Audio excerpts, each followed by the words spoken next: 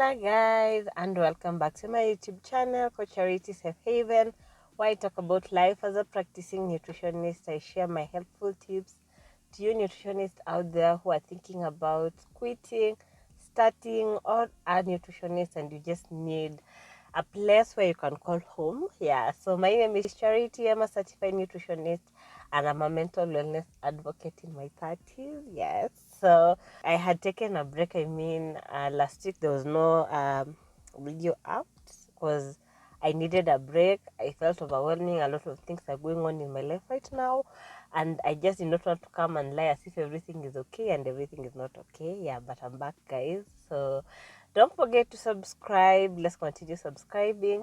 We are 50 subscribers. We are going on slow, but I appreciate you guys for coming back to watch my videos, for your feedback. Leave a comment, come to my social media platforms, leave a message, and on my social media platforms I share information about nutrition. Yeah, so if you need any knowledge or advice or anything about nutrition, hit me up on my social media platforms. Yeah. So today being a Tuesday, as you know, a nutrition talk episode is usually out. Tune in every Tuesday at 10 a.m. to get an episode where I share my candid experience, advice as a practicing nutritionist in Kenya. And I feel like it can apply to any part of the world as long as you're practicing certified nutritionist or dietitian. Please don't forget to subscribe. Yeah. This topic, I'm going to share something that I don't know if it will be controversial or, but this is per my own experience and what I've encountered in my practicing time. And today I'm going to talk about mistakes nutritionists make. Where do we go wrong? And then I'll share a few tips on how to solve that.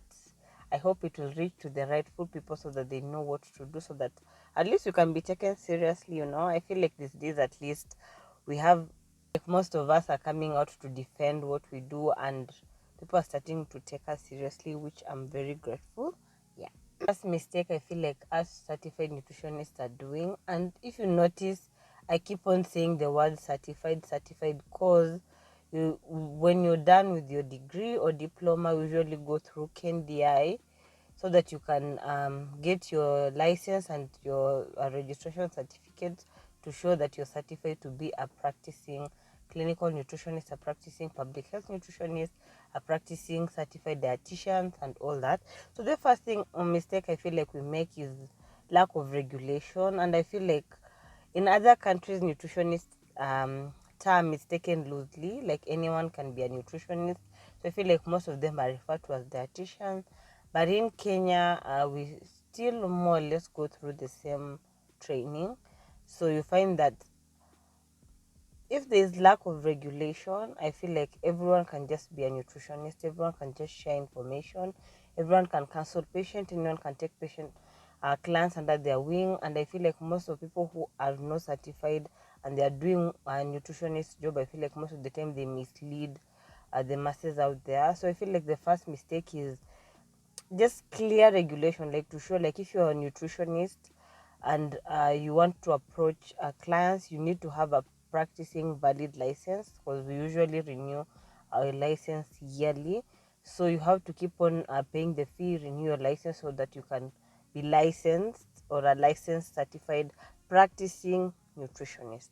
So I feel like the lack of following up is just breed a lot of people who are doing a nutritionist job, and most of them are not certified, especially online nutritionists, online wellness influencers and all that.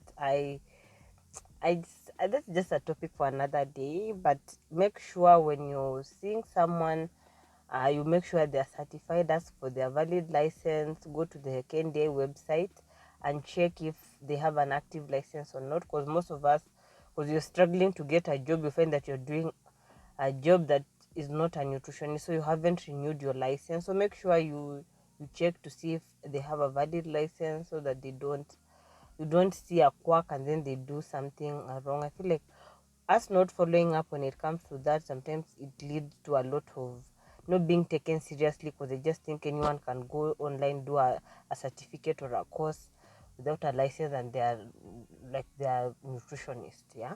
Another mistake I feel like really it's misinformation, nutrition misinformation among us as practicing nutritionists or dietitians. I feel like that's why I always say keep on reading, keep on just continuous learning so that you can be up to date with what is happening. Because I feel like you'll find that a nutritionist in Nairobi, a nutritionist in Nakuru, Eldoret, Bungoma, and we're supposed to be sharing uniform information across all boards so that you don't confuse your clients, because they might go to this nutritionist and they're told this, and then they come to this nutritionist and the nutritionist telling them this. So I find that they have really conflicted information, and then they start to wonder, are these people really serious? Because I know when you keep on reading and learning, things are changing. A lot of evidence-based information are coming up. A lot of interventions are being put in place.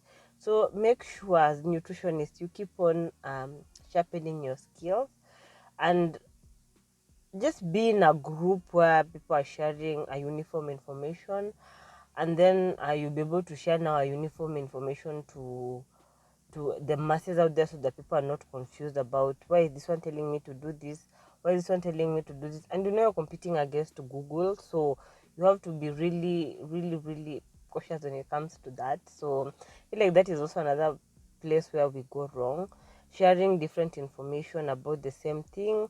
And some of us are not up to date with the guidelines, especially if you're practicing in the hospital or dealing with these lifestyle diseases that are universal. So you have to make sure you're up to date with the guidelines of your locale.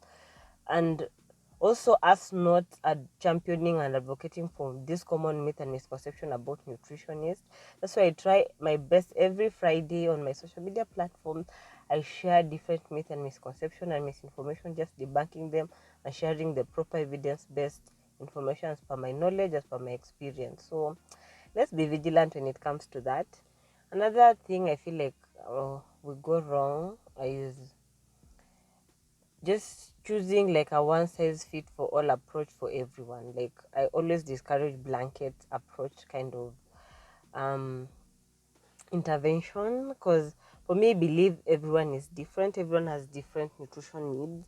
So please just assess your client as per their individualized needs, that is their lifestyle, their medical condition, their physiological state. Are they sick, are they pregnant, are they lactating, are they managing a condition? It's just good to personalize most of these approaches and intervention so that you look serious. Because I feel like when you do a blanket approach, it just makes you look as serious, and they'll wonder like, okay, do we really need to pay? Because I've noticed most people like saying that nutrition is expensive. I'm like, but you pay to go see a doctor, right? So why should you not pay to see a nutritionist? Because we are licensed and certified and specialists in our own field. So I feel like when you practice, especially if you're a newbie, you're just coming out of school, you're thinking which path should I take, and people are coming to you for advice. Just try to individualize those advice. I know it's quite hectic because you have to do their assessment, that is anthropometrics, the weight, the height, BMI, biometrics, send them to the people who have the biometric instruments so that they can check their fat percentage, do their clinical observation, their dietary assessment, 24-hour record food diary, biochemical, their cholesterol levels. Just do all these things so that you know, like you're serious, like this is what differentiates you from someone who is just an online nutritionist. Yeah. Another thing I feel like we go wrong is in our communication. I like research. I like going to different pages, following different nutritionists, and see how they portray and share the information. I feel like we keep on forgetting these people. I don't know like these scientific terms and everything. So I feel like sometimes just finding like a layman's language to be able to educate the masses so that can be able to understand. Because I feel like most of us, especially when I was carrying out my data collection for my masters. I knew like these people really don't understand half of what we tell them, because they're like, you're passing through these things because you understand, you went to school, you read, and you're but you're telling a layman who does not even understand what you're saying, and they'll just nod and say yes, yes, yes, but they actually don't understand what you guys are saying. So I feel like with communication skills, you have to sharpen them.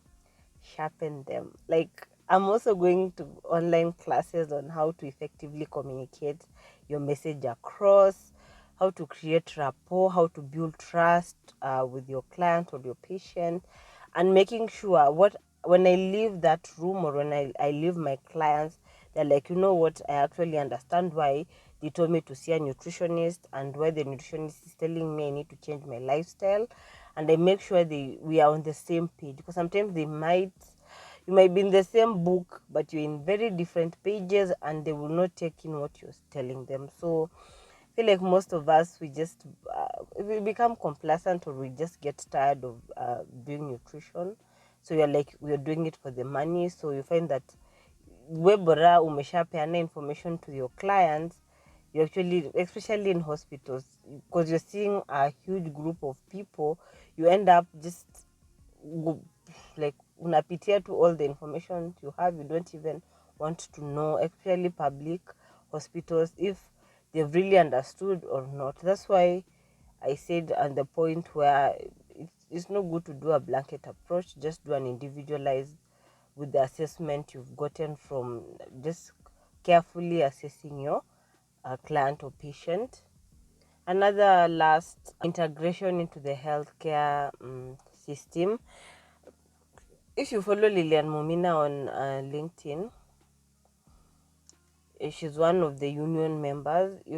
And Michael Odero, they're really fighting for nutrition to be recognized by the Ministry of Health, especially the universal health coverage. I feel like if you've noticed, when they advertise for jobs, there's some cadres in the healthcare system that are not taken into consideration. And I feel like if the government, the Ministry of Health, is not taking nutritionists seriously, what will make the other healthcare team to take us seriously? So I feel like this fight has been a long time coming, and wherever I can, I always also share and try to just educate people on what nutritionists do, so that you can see like we are important, because we went to school for 4 years, same as some of these healthcare profession, and we graduated, we were licensed, we went for a 1 year internship, same as most of this healthcare profession. So we are allowed to be at that healthcare team to offer our comments, our feedback, and our care to that particular patient, and not finding a healthcare staff or member doing your job. Like, sometimes it icks me, and if you've been watching me, you know I don't like it. I'm like, you just do your job and let me do my job. We can collaborate. Collaboration is allowed in the healthcare, because they always say healthcare is like a tree with different branches, and the tree is the patient who needs care, and then the branches are different healthcare. There's a doctor, there's a nurse, there's a nutritionist, there's the caregiver, there's the physiotherapist, there's the pharmacist. There's a whole lot of different people with their different specializations. So I don't take in lightly healthcare teams who think they can do their job. If you have a diploma or a certificate, and you're allowed to offer nutrition care, then well and good. But if not, then just let nutritionists do their job. Because if you do that, then people will start to see like, we don't need nutritionists, so why should I go see one? Even if you tell me, why don't you tell me? They want free things. And I feel like all what I've talked about sometimes play a role in how well most nutritionists deliver their services. Yeah, because if you've gone to see a nutritionist and you've already googled, so you're just waiting to see if the nutritionist will back up what you've googled. But there's more to it than just you wanting to do whatever you want to do. And the know-it-all kind of people, being a nutritionist is quite difficult. I think that is a topic for another day. I don't want to talk about it in this particular topic. Yeah.